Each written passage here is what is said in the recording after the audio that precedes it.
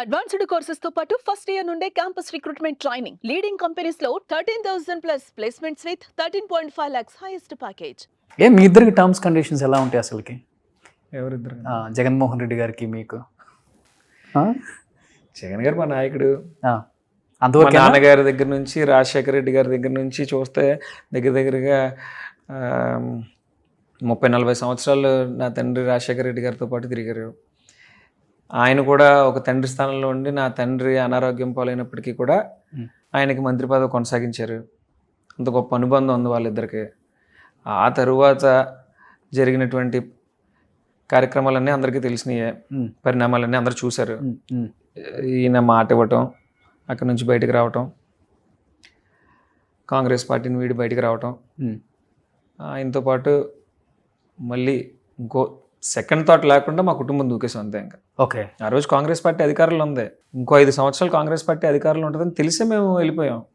అధికారంలో ఉన్న ఎమ్మెల్యేలు మంత్రులే జగన్మోహన్ రెడ్డి గారిని కలవటానికి చాలా ఇబ్బందులు పడతారు, నానా అవస్థలు పడాల్సి వస్తుంది అని అంటుంటారు. అలాంటిది జక్కంపూడి ఫ్యామిలీ ఎప్పుడు కావాలంటే అప్పుడు అపాయింట్మెంట్ దొరుకుతుంది, ఏది కావాలంటే ధైర్యంగా చెప్పే ఆ చనువు ఉంటుంది. అంటే సేమ్ ఆయన మైండ్ సెట్ మీ మైండ్ సెట్ భాష ఇంకా అయిందా? లేకపోతే వాస్తవంగా జగన్ అన్నని నేను చాలా తక్కువ సందర్భాల్లో కలుస్తుంటానన్న, ఎక్కువ కలవను ఆయన్ని.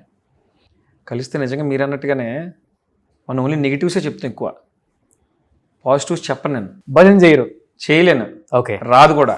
ఓకే, నేనైనా అన్నయ్య అయినా అమ్మైనా ఎవరైనా కలిసినప్పుడు మ్యాక్సిమం ఆయనకి పార్టీకి సంబంధించినటువంటి నెగిటివ్సే చెప్తాం.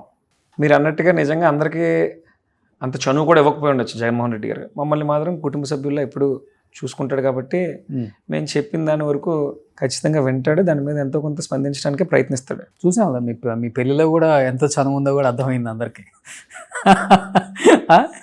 మీ పెళ్ళిలో మినిమం ఎమ్మెల్యే మీకు బుకే ఇవ్వడానికి 1 గంట పట్టింది, మినిస్టర్కి కూడా 1/2 అవర్ పట్టింది. ఆ రేంజ్లో ఆ జనం ఉన్నారు ఆ రోజు. ఏంటి అంత పెద్ద ఎత్తున చేసుకోవడానికి? అంటే మనం మాట్లాడుతుంటారు స్టేట్కి ఒకరిని. కర్ణాటక చూస్తే గాలి జనార్దన్ రెడ్డి కూతురు పెళ్ళి అలా జరిగిందంటారు, తమిళనాడులో జయలలిత పెంపుడు కొడుకు పెళ్ళి అలా జరిగిందంటారు, ఆంధ్రాకి వస్తే జగంపూడి రామ్మోహన్ గారు అబ్బాయి గణేష్ పెళ్ళి ఆ రేంజ్లో జరిగింది అంటారు. అంటే మేము ఇది అని చూపించుకునే ప్రయత్నమా, లేకపోతే లాస్ట్ పెళ్ళి కాబట్టి ముద్దులు కొడుకు కాబట్టి చెయ్యాలన్న అమ్మ అంతే ప్రేమ?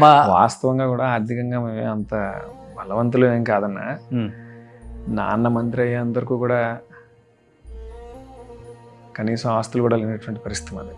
ఓకే, నాన్న ఎమ్మెల్యే అయిన తర్వాత, నాన్న మంత్రి అయిన తర్వాత కొన్ని అవకాశాలు కలిసి వచ్చి కొంచెం మంచి పొజిషన్లోకి వచ్చాం అంతేనా. పెళ్ళి విషయానికి వస్తే అన్నయ్య పట్టు రాజా గట్టిగా పట్టాడు, ఖచ్చితంగా జరగాల్సిందే అన్నాడు. మీరు అన్నట్టుగా ఇంట్లో ఆఖరివాడిని. రెండోది ఏంటంటే మొత్తం కావాల్సిన వాళ్ళందరినీ కూడా ఒకసారి కలవడానికి ఒక వేదిక కావాలి కదా అని చెప్పి, ఓకే, ఇంకా పరిచయం ఉన్న ప్రతి ఒక్కరిని పిలవటం వల్ల ఇంకా జనం బాగా ఎక్కువైపోయారు. 10,000 మంది వచ్చి ఉంటారా? 1,00,000 మంది పైన వచ్చి ఉంటారు. 1,00,000 మంది పైన.